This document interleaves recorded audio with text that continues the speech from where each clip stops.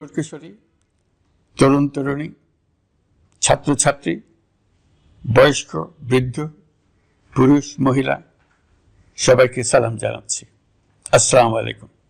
শুরুতেই স্মরণ করছি মুক্তিযুদ্ধের লাখো লাখো শহীদ এবং গত জুলাই আগস্ট মাসে ফ্যাসিবাদের বিরুদ্ধে ছাত্র শ্রমিক জনতার অভ্যুত্থানে নিহত সকল শহীদকে। সবাইকে জানাচ্ছি আমার সশ্রদ্ধ সালাম ও গভীর শ্রদ্ধা। আরো স্মরণ করছি তাদের, ফ্যাসিবাদী শক্তির বিরুদ্ধে লড়াই করে যারা আহত হয়েছে, পঙ্গুত্ব বরণ করেছে, চোখের দৃষ্টি হারিয়েছে, যারা 9 দফা নিয়ে দাঁড়িয়েছে, যারা 1 দফা নিয়ে দাঁড়িয়েছে, যারা দেশকে এক হিংস্র স্বৈরাচারের হাত থেকে বাঁচিয়ে। ছাত্র শ্রমিক জনতার অভূতপূর্ব গণ অভ্যুত্থানের পর ফ্যাসিস্ট সরকার প্রধান পালিয়ে গেলে দেশ সরকার শূন্য হয় সাময়িকভাবে। পুলিশ প্রশাসন এই সময় সম্পূর্ণ নিষ্ক্রিয় হয়ে পড়লে উদ্বেগজনক এক পরিস্থিতির সৃষ্টি হয়। স্বৈরশাসনে বিপর্যস্ত এই দেশকে আমাদের সবাইকে মিলে পুনর্গঠন করতে হচ্ছে। জুলাই আগস্ট বিপ্লবের পর আমরা এমন একটি দেশ হাতে পেয়েছি যার সর্বত্র ছিল বিশৃঙ্খলা। স্বৈরশাসন টিকিয়ে রাখতে আইন শৃঙ্খলা বাহিনীকে জনগণের মুখোমুখি দাঁড় করিয়ে দেওয়া হয়েছিল। বিপ্লব চলাকালে প্রায় 1,500 ছাত্র শ্রমিক জনতার শহীদী মৃত্যু হয়। আমাদের সরকার প্রতিটি মৃত্যুর তথ্য অত্যন্ত যত্নের সাথে জোগাড় করছে। এই বিপ্লবে আহত হয়েছে 19,931 জন। আহতদের জন্য ঢাকার 13টি হাসপাতাল সহ বিভিন্ন বিশেষায়িত হাসপাতালে চিকিৎসার ব্যবস্থা করা হয়েছে। প্রতিদিনই তালিকায় আরো নতুন নতুন শহীদের তথ্য যোগ হচ্ছে, যারা স্বৈরাচারের আক্রোশের শিকার হয়ে এই পৃথিবী ছেড়ে চলে গেছেন। প্রতিটি হত্যার বিচার আমরা করবই। জুলাই আগস্ট হত্যাকাণ্ডের বিচারের যে উদ্যোগ আমরা নিয়েছি তার কাজও বেশ ভালোভাবে এগিয়ে যাচ্ছে। প্রথিত স্বৈরাচার শেখ হাসিনাকেও আমরা ভারতের কাছ থেকে ফেরত চাইব। কেবল জুলাই আগস্ট হত্যাকাণ্ডই নয়, আমরা গত 15 বছরে সব অপকর্মের বিচার করব। অসংখ্য মানুষ গুম হয়েছে, খুন হয়েছে। এই সময় আমরা গুমের তদন্তে একটা কমিশন গঠন করেছি। কমিশন প্রধান আমাকে জানিয়েছেন অক্টোবর পর্যন্ত তারা 1600 গুমের তথ্য পেয়েছেন। তাদের ধারণা এই সংখ্যা 3,500 ছাড়িয়ে যাবে। অনেকেই কমিশনের কাছে গুমের অভিযোগ করতে ভয় পাচ্ছেন, এই ভেবে যে অভিযুক্ত ব্যক্তিদের দ্বারা তারা আবার আক্রান্ত হতে পারেন, ক্ষতিগ্রস্ত হতে পারেন। আমি আপনাদের আশ্বস্ত করতে চাই, আপনারা দ্বিধাহীন চিত্তে কমিশনকে আপনাদের অভিযোগ জানান। কারো সাধ্য নাই আপনাদের গায়ে আবার হাত দেয়। গুম কমিশনের সদস্যদের কাছে ভুক্তভোগীদের যে বিবরণ আমরা পেয়েছি তা অত্যন্ত মর্মান্তিক। জুলাই আগস্টের বিপ্লবের পর ছাত্রছাত্রীরা শহর বন্দরের দেয়ালে দেয়ালে তাদের মনের কথা লিখেছে। তাদেরও লিখে গেছেন তাদের কষ্টের মর্মস্পর্শী বিবরণ। তাদের এইসব কষ্টের কথা শুনে আমাদের হৃদয় কেঁপে উঠেছে। এসবের সঙ্গে জড়িতদের আমরা বিচারের কাঠগড়ায় দাঁড় করাবই। অভিযুক্ত যত শক্তিশালী হোক, যে বাহিনীরই হোক, তাকে ছাড় দেওয়ার কোনো সুযোগ নেই। কেবল দেশে নয়, গুম, খুন ও জুলাই আগস্ট গণহত্যার সাথে জড়িতদের আমরা আন্তর্জাতিক আদালতেও বিচারের উদ্যোগ নিয়েছি। ইন্টারন্যাশনাল ক্রিমিনাল কোর্টের প্রধান কৌশলী করিম খানের সঙ্গে আমার এই ব্যাপারে ইতিমধ্যে কথা হয়েছে। আইন শৃঙ্খলা রক্ষাকারী বাহিনীগুলোর কোনো সদস্য কিংবা অন্য কেউ যাতে হত্যা, গুম সহ এই ধরনের কোনো অপরাধে জড়িয়ে পড়তে না পারে, এই জন্য আমরা গুম বিরোধী আন্তর্জাতিক সনদে স্বাক্ষর করেছি। আপনারা দেখেছেন জাতিসংঘের আন্তর্জাতিক মানবাধিকার বিষয়ক হাই কমিশনার ফলকার তুর্ক সম্প্রতি বাংলাদেশ সফর করেছেন। জাতিসংঘ জুলাই আগস্ট হত্যাকাণ্ডের তদন্তে, প্রিয় দেশবাসী, আমি আগেও জানিয়েছি, আবারও জানাচ্ছি, গণ অভ্যুত্থানে সকল শহীদদের পরিবারকে পুনর্বাসন করা হবে, একজনও বাদ যাবে না। সকল আহত শিক্ষার্থী, শ্রমিক জনতার চিকিৎসার সম্পূর্ণ ব্যয় সরকার বহন করবে। আহতদের দীর্ঘমেয়াদী এবং ব্যয়বহুল চিকিৎসা এবং শহীদদের পরিবারের দেখাশোনার জন্য স্বাস্থ্য মন্ত্রণালয়ের নেতৃত্বে একটি পূর্ণাঙ্গ তালিকা প্রস্তুত করা হয়েছে। প্রতিটি শহীদ পরিবারকে সরকারের পক্ষ থেকে 30 লক্ষ টাকা দেওয়া হচ্ছে। যারা বুলেটের আঘাতে তাদের দৃষ্টিশক্তি হারিয়েছেন তাদের চিকিৎসার জন্য নেপাল থেকে কর্নিয়া আনার ব্যবস্থা করা হয়েছে এবং যাদের প্রয়োজন তাদেরকে সরকারের পক্ষ থেকে বিদেশে চিকিৎসার জন্য পাঠানো হচ্ছে।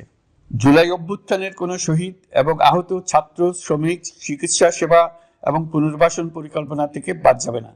এটি অন্তর্বর্তীকালীন সরকারের অঙ্গীকার। এই গণ অভ্যুত্থানের শহীদের স্মৃতি ধরে রাখতে গঠিত জুলাই শহীদ স্মৃতি ফাউন্ডেশন বেশ পাকাপোক্তভাবে তাদের কাজ শুরু করেছে। এই ফাউন্ডেশনকে সরকার 100 কোটি টাকা অনুদান দিয়েছে।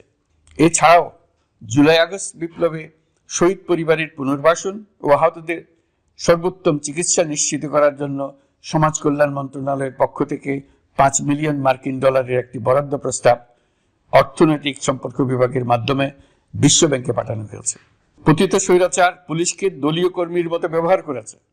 বাধ্য হয়ে তাদের অনেকেই গণহত্যায় অংশ নিয়েছেন। খুবই স্বাভাবিক প্রতিক্রিয়া হিসেবে তারা জনরোষের শিকার হয়েছেন। এতে তাদের মনোবল অনেক কমে যায়। আমরা পুলিশের মনোবল ফিরিয়ে এনে তাদের আবার আইন শৃঙ্খলা রক্ষায় কাজে লাগানোর চেষ্টা করছি। এই ক্ষেত্রে অনেক দৃশ্যমান উন্নতিও হয়েছে।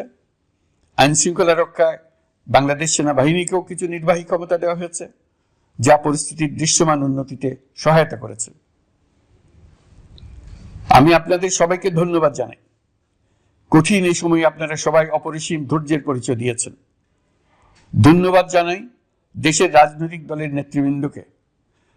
তারা তাদের কর্মীদের শান্ত থাকার আহ্বান জানিয়েছেন। প্রতিশোধ স্পৃহায় লিপ্ত হয়ে কেউ যাতে হানাহানিতে জড়িয়ে না পড়ে সেই আহ্বান জানিয়েছেন। আপনাদের সবাই এই আহ্বানে সাড়া দিয়েছেন। ফেসিবাদী শক্তি ভয় দেখিয়েছিল তারা ক্ষমতা ছাড়লে দেশে লাখ লাখ লোক মারা পড়বে। টানা 7 দিন পুলিশ প্রশাসন সম্পূর্ণ নিষ্ক্রিয় থাকার পরও ব্যাপক আকারে সহিংসতা এড়ানো গেছে। আমরা যখন দায়িত্ব গ্রহণ করি বাংলাদেশ তখন সম্পূর্ণ অরক্ষিত একটা দেশ। এই সময় ধর্মীয় সংখ্যালঘুদের মধ্যে অহেতুক আতঙ্ক ছড়ানোর চেষ্টা করা হয়েছে। কয়েকটি ক্ষেত্রে তারা সহিংসতারও শিকার হয়েছেন। কিন্তু এটা নিয়ে যেসব প্রচারণা হয়েছে তা ছিল সম্পূর্ণ অতিরঞ্জিত। অল্প যে সমস্ত সহিংসতার ঘটনা ঘটেছে তার মূল কারণ ছিল রাজনৈতিক। কিন্তু এইসব ঘটনাকে ধর্মীয় আবরণ দিয়ে বাংলাদেশকে নতুন করে অস্থিতিশীল করে তোলার চেষ্টা করা হয়েছে।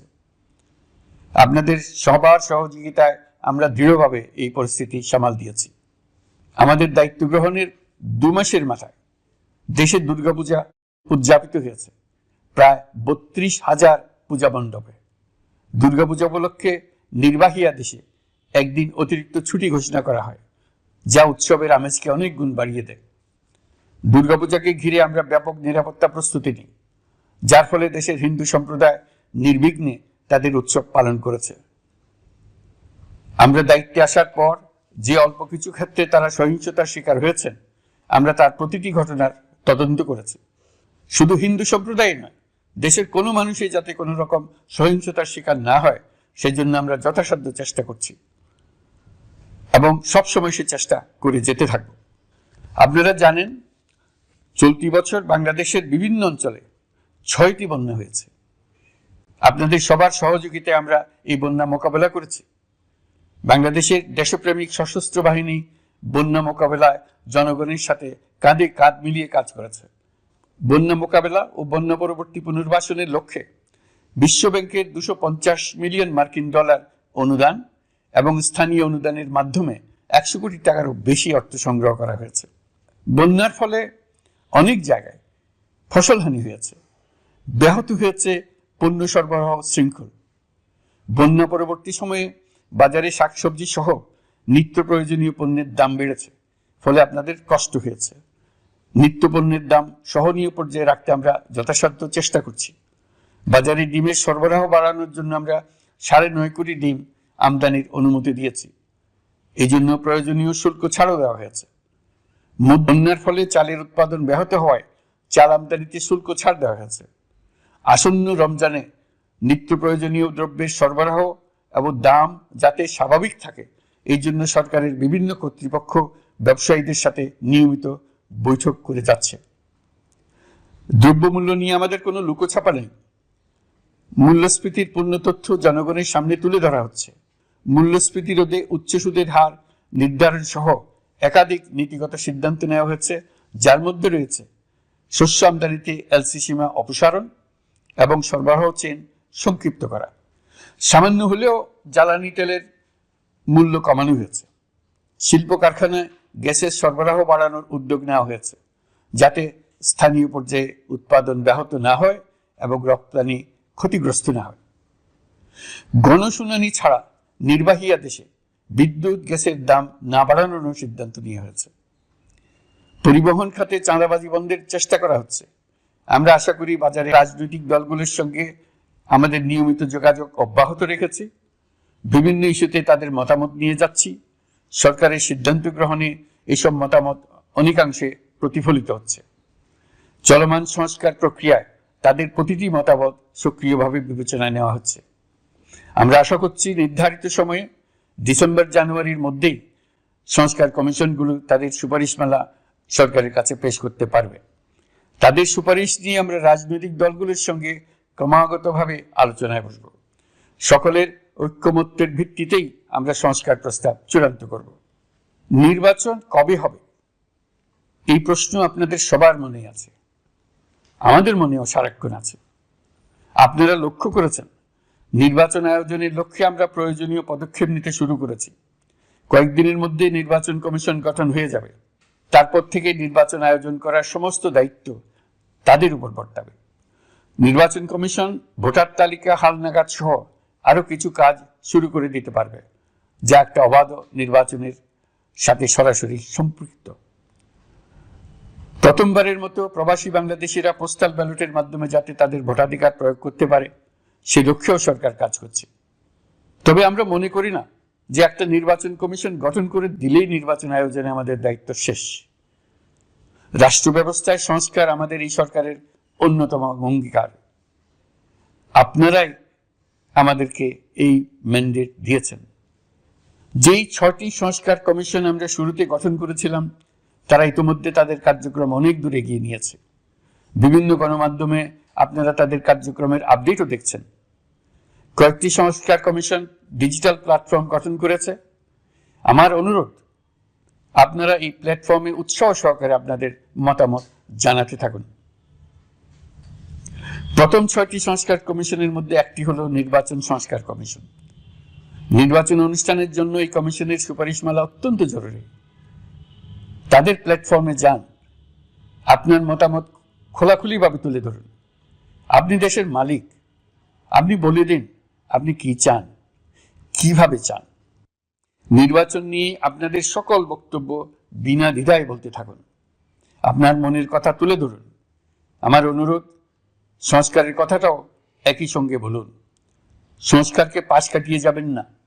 নির্বাচনের কথা বলার সঙ্গে নির্বাচন ও অন্যান্য ক্ষেত্রে সংস্কারের কথাটিও বলুন। সংস্কার হলো জাতির দীর্ঘমেয়াদী জীবনী শক্তি। সংস্কার জাতিকে, বিশেষ করে আমাদের তরুণ তরুণীদের নতুন পৃথিবী সৃষ্টির সুযোগ দেবে। জাতিকে বঞ্চিত করবেন না।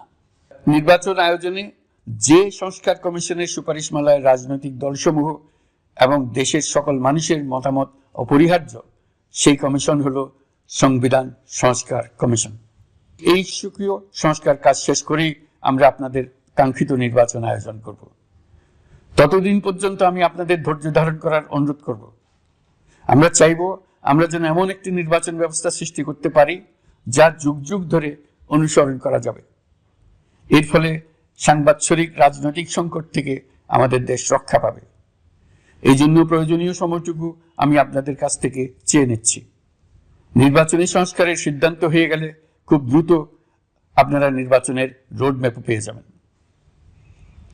অন্তর্বর্তী সরকার সৃষ্টি হয়েছে রাজনীতিকে নীতির কাঠামোয় আনার জন্য এবং রাজনীতির জন্য নতুন পরিবেশ সৃষ্টির নিবিড় আকাঙ্ক্ষা থেকে।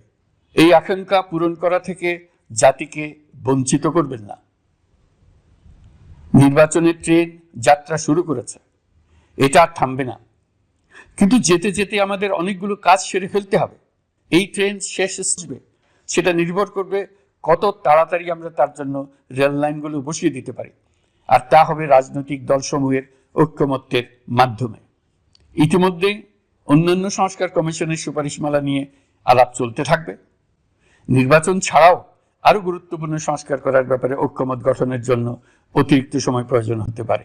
দেশবাসীর কাছে, বিশেষ করে রাজনৈতিক দলগুলির কাছে আমরা ক্রমাগতভাবে প্রশ্ন তুলতে থাকব, কি কি সংস্কার নির্বাচনের আগে আপনারা করে নিতে চান। নির্বাচনের আয়োজন চলাকালীন কিছু সংস্কার হতে পারে। সংস্কারের ব্যবসায়ী, শ্রমিক, কৃষক নির্বিশেষে সবার কাছে আহ্বান জানাচ্ছি। আশা করি আপনারা আমার এই আবেদন গ্রহণ করবেন। দেশে সংগঠিত অন্যান্য অপরাধের বিচার প্রক্রিয়া ত্বরান্বিত করার জন্য দেশের বিভিন্ন জেলায় সহস্রাধিক প্রসিকিউটর নিয়োগ দেওয়া হয়েছে। হাইকোর্টে ইতিমধ্যে নিয়োগ দেওয়া হয়েছে 23 জন নতুন বিচারক। বিচার বিভাগকে ঘুষ ও দুর্নীতিমুক্ত করার জন্য সম্ভব সব ধরনের চেষ্টাই করা হচ্ছে। বিচারপতিদের নিয়মতান্ত্রিক উপায়ে শাস্তিমূলক ব্যবস্থা গ্রহণের জন্য সুপ্রিম জুডিশিয়াল কাউন্সিল পুনর্বহাল করা হয়েছে। শুধু বিচার বিভাগই নয়, সর্বগ্রাসী দুর্নীতির হাত থেকে দেশের সব খাতকে রক্ষা করতে আমরা সচেষ্ট হয়েছি। দুর্নীতি দমন কমিশন পুনর্গঠনের কাজ প্রায় শেষ পর্যায়ে। দুর্নীতি ও অর্থ পাচারে অভিযুক্ত প্রভাবশালী 150 ব্যক্তির তালিকা তৈরি এবং 79 জনের বিরুদ্ধে অনুসন্ধান শুরু হয়েছে। 15% হারে আয়কর পরিশোধ করে অপ্রদর্শিত পরিসম্পদ অর্থাৎ কালো টাকা সাদা করার বিধান বাতিল করা হয়েছে। সরকারি কার্যক্রমকে গতিশীল করতে বিভিন্ন পর্যায়ের 19,084 জন কর্মকর্তা কর্মচারীকে পদোন্নতি, 13,429 জনকে বদলি এবং 12,636 জনের বিরুদ্ধে শাস্তিমূলক ব্যবস্থা গ্রহণ করা হয়েছে। গুরুত্বপূর্ণ নীতি নির্ধারণী সিদ্ধান্ত গ্রহণ করা হয়েছে। ছাত্রছাত্রীদের দাবি মেনে ইতিমধ্যে সরকারি চাকরির বয়সসীমা 32-এ উন্নীত করা হয়েছে। আমরা জানি আমাদের কাছে আপনাদের আরো অনেক দাবি দেওয়া আছে। দীর্ঘদিনের অপশাসন, অত্যাচার, অনাচারের ফলে আপনাদের মনে অনেক ক্ষোভ পঞ্জীভূত হয়েছে। দেশে বাক স্বাধীনতা না থাকায় আমরা কেউ আমাদের মতামত, দাবি দেওয়া প্রকাশ করতে পারিনি। আমরা আপনাদের প্রতিটি দাবির প্রতি সহানুভূতিশীল। আমরা ধৈর্য সহকারে আপনাদের কথা শুনতে চাই, কিন্তু সেজন্য আপনারা সড়ক অবরোধ করে জনদুর্ভোগ সৃষ্টি করলে আমাদের সকলেরই অসুবিধা হয়। আমাদের একান্ত অনুরোধ, আপনারা নির্দিষ্ট চ্যানেল মেনটেন করে আপনাদের দাবি দেওয়া পেশ করবেন। আমাদের বৃহৎ রপ্তানি পণ্য গার্মেন্টস শিল্পে গত কিছুদিন ব্যাপক অস্থিরতা বিরাজ করছে। ফ্যাসিস্ট সরকারের সুবিধাভোগী বেশ কিছু গার্মেন্টস মালিক পালিয়ে যাওয়ায় শ্রমিকদের বেতন ভাতা নিয়ে অনিশ্চয়তা তৈরি হয়েছে। শ্রমিকরা তাদের দীর্ঘদিনের বঞ্চনার প্রতিবাদ জানাতে এবং অনিশ্চয়তা থেকে মুক্তি পেতে রাস্তায় নেমে আসে। আমরা তাদের কথা শুনেছি, তাদের আলোচনার টেবিলে নিয়ে আসতে পেরেছি। আমরা অত্যন্ত আনন্দিত যে মালিক শ্রমিকের মধ্যে 18 দফার একটা ব্যাপক ভিত্তিক চুক্তি স্বাক্ষরিত হয়েছে। বড় ধরনের কোনো সহিংসতা ছাড়াই আমরা শ্রমিক অসন্তোষ নিরসন করতে পেরেছি। তারা আবার উৎপাদনে ফিরেছে। এতে প্রাণ ফিরে পেয়েছে বাংলাদেশের রপ্তানিমুখী এই শিল্প। নানা প্রতিকূলতা সত্ত্বেও অক্টোবর মাসে আমাদের রপ্তানিতে প্রবৃদ্ধি হয়েছে প্রায় 21%। আমরা যখন কাজ শুরু করেছি দেশের অর্থনীতি ছিল বিপর্যস্ত, বৈদেশিক মুদ্রার রিজার্ভ ছিল তলানিতে। আসার কথা, এই রিজার্ভ পরিস্থিতি এখন উন্নতির পথে।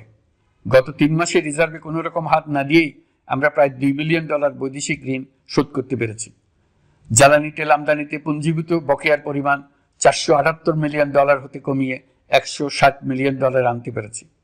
অর্থনীতি পুনরুদ্ধারে আমরা সর্বাত্মক চেষ্টা চালিয়ে যাচ্ছি। বিশ্বব্যাংক, IMF সহ বিভিন্ন দাতা সংস্থা ইতিমধ্যে ঋণ ও অনুদান হিসেবে $8 বিলিয়ন দেওয়ার প্রতিশ্রুতি দিয়েছে, যা আমাদের ভঙ্গুর অর্থনীতিকে সচল করতে সক্ষম হবে। পতিত সরকার আমাদের জন্য যে ভঙ্গুর অর্থনৈতিক পরিস্থিতি রেখে গিয়েছে, তাতে রাজস্ব আদায়ে গতি আনতে হিমশিম খেতে হচ্ছে জাতীয় রাজস্ব বোর্ডকে। এর মধ্যেও জুলাইয়ের নেতিবাচক অবস্থা থেকে অক্টোবর নাগাদ রাজস্ব আদায়ে 9.9% প্রবৃদ্ধি অর্জিত হয়েছে। আগের অর্থ বছরের সংশোধিত বাজেটে বিপুল রাজস্ব ঘাটতি ছিল, যে কারণে এবার শুরু থেকেই রাজস্ব আদায়ের লক্ষ্যমাত্রা অনেক বেড়ে যায়। এর ফলে স্বৈরাচার পতনের পরবর্তী 3 মাসে 9.9% রাজস্ব বৃদ্ধির পরেও লক্ষ্যমাত্রার বিপরীতে 23%-এর বেশি ঘাটতি থেকে যায়। রাজস্ব আদায়ের গতি আনতে আমি এখন অনলাইনে আয়কর রিটার্ন জমা দিতে উৎসাহিত করছি। আন্তর্জাতিক সাহায্য সংস্থা বিশ্বব্যাংক, IMF, UNDP ইত্যাদি প্রধানদের সঙ্গে আমার দীর্ঘ বৈঠক হয়েছে। তারাও বাংলাদেশকে নতুনভাবে এবং সর্বাত্মকভাবে সাহায্যের জন্য তাদের আগ্রহ ব্যক্ত করেছেন। চীনের পররাষ্ট্রমন্ত্রীর সঙ্গে একান্ত বৈঠকে চীনের পক্ষ থেকে যাবতীয় সাহায্যের আশ্বাস দিয়েছেন। 100 দিন আগে আর্থিক দিক থেকে আমরা যে লণ্ডভণ্ড অবস্থা থেকে যাত্রা শুরু করেছিলাম সেটা এখন অতীত ইতিহাস হয়ে দাঁড়িয়েছে। এই 100 দিনে অর্থনীতি সবল অবস্থানে চলে আসছে। এটা সম্পূর্ণ নিজস্ব নীতিমালা দিয়ে হয়েছে। বলা বাহুল্য, এখনো আমাদের বন্ধুদের কাছ থেকে যে সাহায্যের আয়োজন হয়েছে তা আসা শুরু করেনি। বন্ধু রাষ্ট্রগুলো শুধু যে আমাদের বড় বড় অঙ্কের সাহায্য দিয়ে আসছে তাই নয়, তারা এই সাহায্য দ্রুততম সময়ে আসা শুরু করবে এই প্রতিশ্রুতিও আমাকে দিয়েছেন। এই সাহায্য আসা শুরু করলে আমাদের অর্থনীতি অত্যন্ত মজবুত এবং আকর্ষণীয় অর্থনীতিতে পরিণত হবে। বিদেশি বিনিয়োগকারীরাও নানা রকম বিনিয়োগে উৎসাহিত হয়ে এগিয়ে আসবে। বিনিয়োগকারীদের সঙ্গে এখন থেকে আমরা আলোচনা শুরু করে দিয়েছি। বিশ্বের রাষ্ট্রপুঞ্জের মজলিসে আমরা এখন সম্মানিত এবং প্রশংসিত দেশের অবস্থানে পৌঁছতে পেরেছি। এর কারণে পরাজিত শক্তি নানা কৌশল করেও তাদের দিকে দৃষ্টি আকর্ষণ করতে পারছে না। তারা নানা চেহারা নিয়ে আপনাদের প্রিয়পাত্র হওয়ার চেষ্টা করছে। পরাজিত শক্তির ষড়যন্ত্র থেকে নিজেকে মুক্ত রাখুন, দেশকে মুক্ত রাখুন। এই ব্যাপারে অনড় থাকুন। এমন কিছু করবেন না যা তাদেরকে উৎসাহিত করতে সাহায্য করে। তাদেরকে সকল দিক থেকে নিরাশ করুন। সেটা নিশ্চিত করতে পারলে আমাদের আর কোনো বিষয়ে সংশয় করার প্রয়োজন নেই। সরকারের পক্ষ থেকে আমি নিশ্চয়তা দিচ্ছি, সকল প্রকার সীমাবদ্ধতা সত্ত্বেও আমরা আপনাদেরকে একটা মজবুত অর্থনীতি দিয়ে যাব। ভবিষ্যতে চলার পথকে সহজগম্য করে যাব। নাগরিক অধিকার সমূহ নিশ্চিত করে যাব। বিপক্ষ শক্তি যত শক্তিশালী হোক, নাশকতা সবকিছু নস্যাৎ করার জন্য প্রস্তুত থাকুন। এবার যে মুক্তি আমরা অর্জন করেছি তা আমাদের কাছ থেকে কেউ যেন ছিনিয়ে নিতে না পারে, তার জন্য সর্বমুহূর্তে প্রস্তুত থাকুন। আপনারা জেনেছেন পতিত সরকার ও তার দোসররা প্রতি বছর দেশ থেকে 12 থেকে 15 বিলিয়ন ডলার পাচার করেছে। দুর্নীতি বিরোধী সংস্থা ট্রান্সপারেন্সি ইন্টারন্যাশনাল বাংলাদেশ সম্প্রতি এই তথ্য দিয়েছে। সচিব সহ বিশ্বের অনেক দেশের সরকার প্রধানের সঙ্গে আমার বৈঠক করার সুযোগ হয়। তারা স্বতঃস্ফূর্তভাবে আমাদের প্রতি সর্বাত্মক সহযোগিতা প্রদানের অঙ্গীকার ব্যক্ত করেছেন। নেপাল, মালদ্বীপ, পাকিস্তান সহ প্রতিবেশী দেশে ফিরে আসার পর এসব দেশের রাষ্ট্রদূত আছেন শতপ্রবৃত্ত হয়ে আমার সঙ্গে দেখা করে তাদের সরকার প্রধানদের অঙ্গীকার পুনর্ব্যক্ত করে গেছেন। তারা সম্পূর্ণ নতুনভাবে আমাদের জন্য সহায়তার নতুন ছক তৈরি করার কাজ শুরু করেছেন। ইউনিয়নের 27 জন রাষ্ট্রদূত একত্র হয়ে সরকারের সঙ্গে আলোচনায় বসেনি। দিল্লি থেকে বিশাল সংখ্যক রাষ্ট্রদূত একসঙ্গে বৈঠক করার জন্য কোনোদিন আসেনি। এবার এই কাজটি করার পেছনে আছে ইউরোপিয়ান ইউনিয়নের সমর্থন প্রকাশ করা এবং অর্থনৈতিক ক্ষেত্রে উচ্চ পর্যায়ের সহযোগিতা গড়ে তোলা। ইতিমধ্যে আমার সঙ্গে দেখা করেছেন সৌদি আরব, সংযুক্ত আরব আমিরাত, ব্রাজিল, তুরস্ক, রাশিয়া, ফিনল্যান্ড, সিঙ্গাপুর, লিবিয়া সহ অনেক দেশের রাষ্ট্রদূত। দ্বিপাক্ষিক নানা সহযোগিতা সহ বাণিজ্য বিনিয়োগ বৃদ্ধির আশ্বাস তারা দিয়েছেন। আমরা প্রবাসী বাংলাদেশিদেরও বেসরকারি খাতে বিনিয়োগ করার জন্য আহ্বান জানাচ্ছি। বাংলাদেশের অর্থনৈতিক উন্নয়নে তরুণদের কর্মসংস্থানের মূলে রয়েছে বেসরকারি খাত।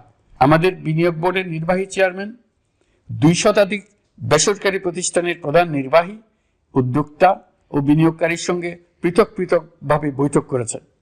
নীতির ধারাবাহিকতার অভাব, সরকারি বেসরকারি পর্যায়ে মত বিনিময়ের অভাব, সরকারি অফিসের জটিল প্রক্রিয়া এবং সর্বোপরি দুর্নীতি বিদ্যমান বিনিয়োগকারীদের সমস্যায় ফেলেছে। বিনিয়োগকারীদের উদ্বেগ নিরসনে আমরা অনেকগুলো কাজ করেছি। ইতিমধ্যে সত্যিকারের ওয়ান স্টপ সার্ভিস চালু হয়েছে। বিনিয়োগ সংক্রান্ত চ্যালেঞ্জ সমাধানে আন্তঃমন্ত্রণালয় কমিটি গঠন করা হয়েছে। বেসরকারি খাতের উপদেষ্টা কাউন্সিল ও ডিজিটালাইজেশনের মাধ্যমে সরকারি অফিসে না এসে প্রয়োজনীয় কর্মসম্পাদনের পদক্ষেপ নেওয়া হয়েছে। বিনিয়োগ উন্নয়ন সংস্থা আমাদের অগ্রগতির বিষয়ে সবাইকে মাসিক ভিত্তিতে আপডেট করে যাচ্ছে। আমরা প্রবাসীদের কল্যাণে কাজ করছি। আমার অনুরোধে সংযুক্ত আরব আমিরাত সাজাপ্রাপ্ত 57 জন সহ অন্যান্য বাংলাদেশিকে মুক্তি দিয়েছে।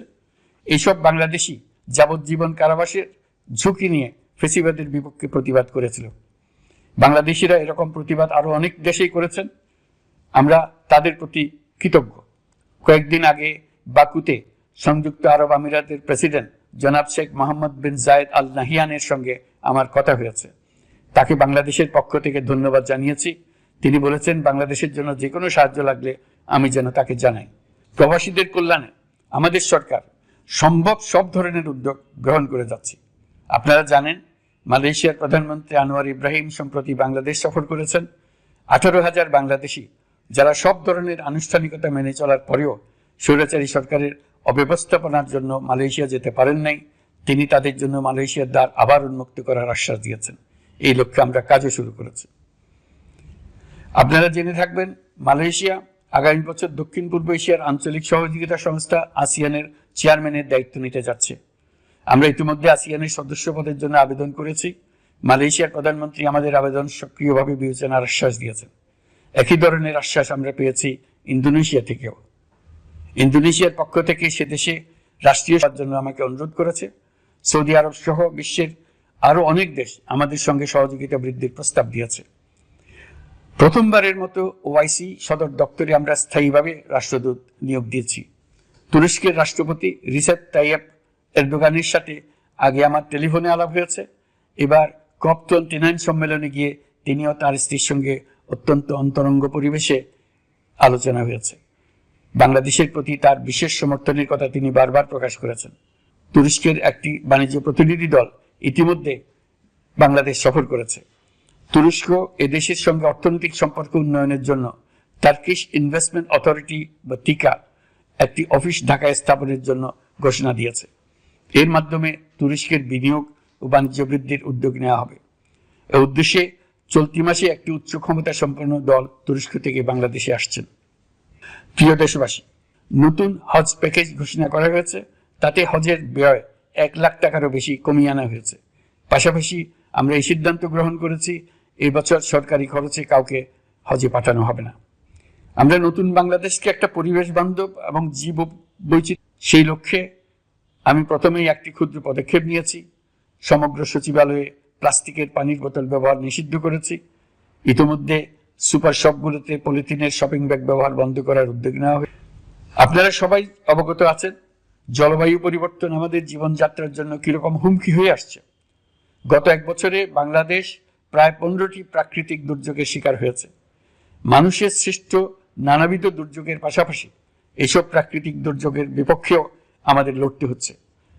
আজারবাইজানে জলবায়ু সম্মেলনে বিশ্ব নেতৃবৃন্দকে আমি আমার উদ্যোগের কথা জানিয়েছি। সেখানে জাতিসংঘের মহাসচিব, ইউরোপ, এশিয়া, আফ্রিকার অনেক সরকার প্রধানের সঙ্গে আমার দেখা হয়েছে। যতটুকু আলাপ আলোচনা সম্ভব হয়েছে, আমি সবার কাছে জলবায়ুর প্রতিকূল প্রভাব মোকাবেলা সহ গণতান্ত্রিক উত্তরণের পথে বাংলাদেশের অগ্রযাত্রায় সহযোগিতা চেয়েছি। তারা সবাই সহযোগিতার অঙ্গীকার করেছেন। গত 100 দিনে আমরা অনেক কল্যাণমূলক কাজ করেছি, যা এখানে স্বল্প পরিসরে বর্ণনা করা সম্ভব নয়। আমাদের সরকার স্বচ্ছতা ও জবাবদিহিতায় বিশ্বাসী। তাই আমি সরকারের সকল মন্ত্রণালয়কে নির্দেশ দিয়েছি তাদের নিজ নিজ কাজের বিস্তারিত বিবরণ নিজেদের ওয়েবসাইট ও সামাজিক যোগাযোগ মাধ্যমে প্রকাশ করার জন্য। আমি আমার দপ্তরকেও বলেছি সরকারের সব কাজের বিবরণ যাতে জনগণ জানতে পারে, এই জন্য যেন প্রয়োজনীয় পদক্ষেপ নেওয়া হয়। এই সরকারকে ব্যর্থ করার জন্য, অকার্যকর করার জন্য বিশাল অর্থে বিশ্বব্যাপী এবং দেশের প্রতিটি স্থানে, প্রতিটি প্রতিষ্ঠানে এক মহাপরিকল্পনা প্রতি মুহূর্তে কার্যকর রয়েছে। তাদের একটি বড় প্রচেষ্টা হচ্ছে আমাদের মধ্যে বিভেদ সৃষ্টি করা। পতিত সরকারের নেতৃবৃন্দ যারা এদেশ থেকে বিপুল পরিমাণ অর্থ পাচার করে নিয়ে গেছে, সে অর্থে বলিয়ান হয়ে তারা দেশে ফিরে আসার জন্য চেষ্টা করে যাচ্ছে। তাদেরকে কিছুতেই সফল হতে দেবেন না। তারা সফল হওয়া মানে জাতির মৃত্যু, জাতি হিসেবে আমাদের অবসান। সাবধান থাকুন। তাদের সকল হীন প্রচেষ্টাকে আমাদের ঐক্যের মাধ্যমে নস্যাৎ করে দেন, যেভাবে নস্যাৎ করেছিলেন তাদের বন্দুকের গুলিকে, তাদের আয়নাঘরকে, প্রতি পায়ে তাদের অনাচারের শিকলকে। এ ব্যাপারে সবাই একমত থাকুন, ঐক্যবদ্ধ থাকুন। আপনারা সবাই ভালো থাকবেন। দেশের সকল শিশু, কিশোর কিশোরী, তরুণ তরুণী, ছাত্রছাত্রী, বয়স্ক, বৃদ্ধ, পুরুষ, মহিলা সবাইকে আমার সালাম জানাচ্ছি। আসসালামু আলাইকুম। মহান আল্লাহ আমাদের সহায় হন।